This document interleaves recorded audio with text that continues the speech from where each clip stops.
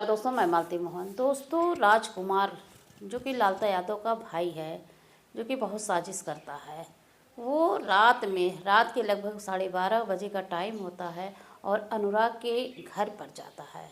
बताइए, ढीठ चोर सेंधी में गावे, वही वाली बात आ गई ना कि ढीठ चोर सेंधी में गाए। एक तरफ तो निर्मम हत्या कर दिए हैं, दूसरे तरफ धमकियां पे धमकियां दे रहे हैं, और तीसरे तरफ पर उनके घर आने की इतनी बड़ी हिम्मत देखिए। इस हिम्मत को दाग देना पड़ेगा कि अभी अनुराग के उनके इकलौते बेटे के साथ इतनी बड़ी निर्मम हत्या कर देते हैं और उसके बाद उनके घर पहुंच जाते हैं। और घर जाते हैं और आमने सामने नहीं कि चलो आमने सामने मिल रहे हैं।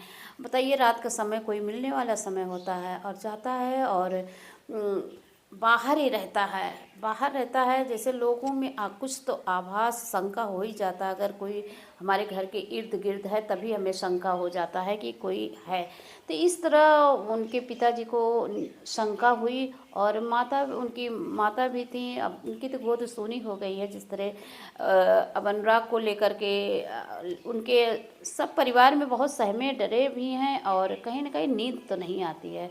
तो ये जो है राजकुमार आता है और धीरे से उनके खिड़की के पास खड़ा होता है और झांकता है। जिस तरह देखता रहता है और इन लोग को शक हो जाता है, और बहनें भी, कोई नहीं सो रहा होता है रात में, नींद नहीं आती है भाई, किसी को नहीं नींद आएगी। इस तरह हादसा हो जाता है तो भाई जाहिर सी बात है। और राजकुमार के हाथ में असलहे होते हैं, अभी भी वो धमकियाँ दे रहा है लोगों को माध्यम से कि इनको रास्ते से हटाना है। ये सब उल्टा सीधा कहता है और किसी न किसी माध्यम से लोग सुन जाते हैं। जाहिर सी बात है, किसी न किसी माध्यम से इंसान सुन ही जाता है। और उसका जो रवैया होता है तो वहाँ पे होता है। और राजकुमार के पिताजी जैसे ही दरवाज़ा खोलते हैं, दरवाज़ा का आभास उसको भी मिल जाता है कि कोई दरवाज़ा खोला।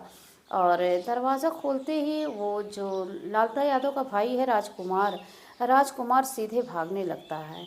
जब भागने लगता है दोस्तों, तो वो ईंट है, खड़ंजा तो ही है, खड़ंजे पे ईंट उभरे उकरे रहते हैं, वहाँ पे गिर जाता है। और जब गिर जाता है तो अनुराग के पिता से माफ़ी मांगने लगता है। तो अनुराग के पिता का ये कहना है कि क्यों नहीं तुम दिन में आते। अगर तुम लोग अपनी गलती को कबूल कर लेते हो कि मुझसे गलतियां हो गई हैं, तो मैं वो इंसान हूँ जो कि आप लोग सोच सकते होंगे मेरा तो शस्त्र से कोई मतलब ही नहीं है। हम शिक्षा से अपने बच्चों को दिए हैं, शिक्षा में हम भी पले बड़े हैं। तो मेरा ये मतलब है कि मैं ये कहूँगा कि जाओ, मैं छोड़ दे रहा हूँ, और जो करेगा ऊपर वाला करेगा। मैं अपने तरफ से, जाओ मेरी तरफ से अपनी असली ज़िंदगी जी लो, जैसे इच्छा हो वैसे जी लो।